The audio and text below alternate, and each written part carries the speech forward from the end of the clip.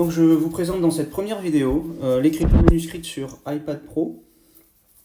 Ici l'écran est partagé en deux. À gauche vous avez un exerciceur que j'utilise en première année d'IUT informatique à l'Université d'Orléans. Et puis donc à droite vous avez donc une page de notes qui ressemble à un tableau noir. Donc en mathématiques évidemment on a souvent des symboles à reproduire.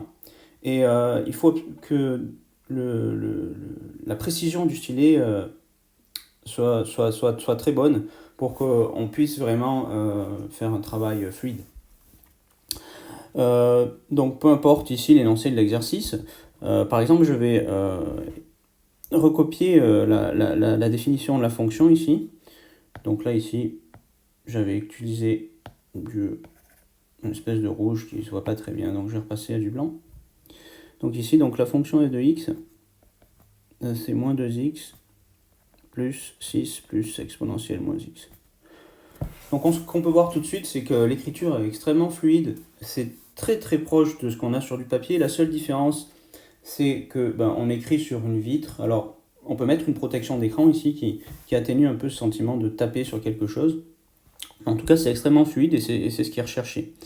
Ce qui est important aussi, c'est la précision du stylet, qui permet vraiment de reproduire des caractères. Donc ici, on n'a que quelque chose d'assez simple, mais il se trouve qu'en mathématiques, souvent on a des symboles un peu particuliers. Par exemple, on peut avoir ce qu'on appelle une intégrale. On peut avoir des lettres grecques à dessiner.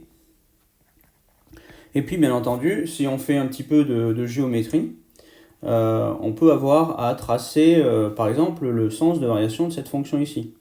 Donc ici, vous avez un outil qui est vraiment très bien fait, qui est la règle.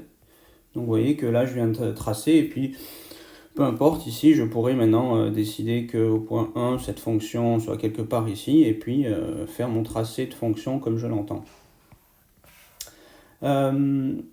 J'appuie encore une fois sur la précision du stylet.